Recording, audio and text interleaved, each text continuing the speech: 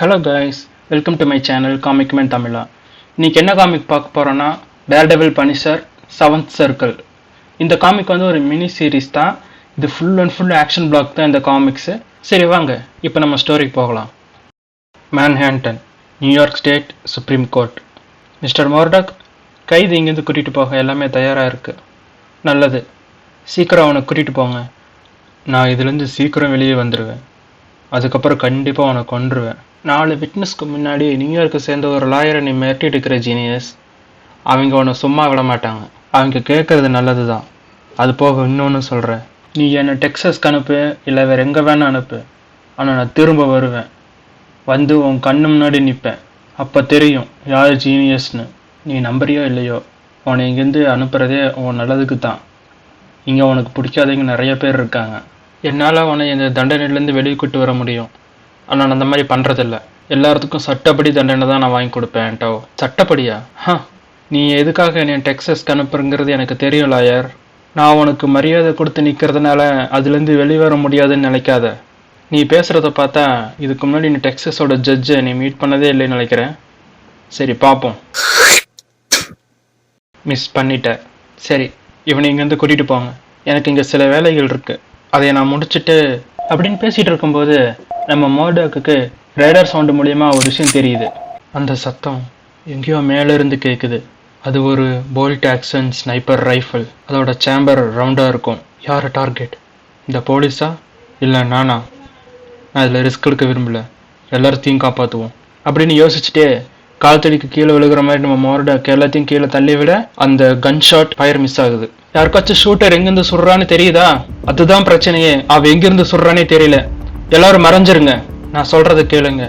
ஆண்டனோஸ் தான் டார்கெட். அது எப்படி உங்களுக்கு தெரியும்? என் கூட ஆர்கியூ பண்ண போறியா இல்ல எல்லாரும் சேஃபா அந்த வேன்ல ஏற போறீங்களா? சீக்கிரம் அவனை கூட்டிட்டு ஏர்போர்ட்டுக்கு போங்க. போலீஸ் ஆண்டோவை அந்த வேன்ல ஏத்திட்டு அங்கிருந்து சீக்கிரமா கிளம்பி போறாங்க. ஆனாலும் நம்ம டேர்டெவிலுக்கு ஒரு சின்ன சந்தேகம். 2வது வாட்டி ஷூட் பண்ணல. இந்த டிஸ்டன்ஸ்ல இருந்து ஷூட் பண்றதுல 3 பேர் எனக்கு தெரியும். ஒன்று நட்டாஷா, ஆனால் இப்போ ஊர்லேயே இல்லையே. அதுவும் இல்லாமல் இது அவளோட ஸ்டைலும் கிடையாது. இது புல் சைஸோட ஸ்டைல் தான். ஆனால் அவன் 2வது வாட்டி ஷூட் பண்ணல. இங்கே எல்லோரும் சாகிற வரைக்கும் புல் சைஸ் ஷூட் பண்ணுறதை நிறுத்த மாட்டான். எனக்கு தெரிஞ்ச வரைக்கும் அவன் என்னை ஷூட் பண்ண வரல. அவன் சுடுறதை அப்படியே நிறுத்திட்டான். ஃப்ராங்க் காஸ்டேல். ஆண்டனோ தான் அவனோட டார்கெட்னா அவன் இதை நிறுத்த போகிறதில்ல.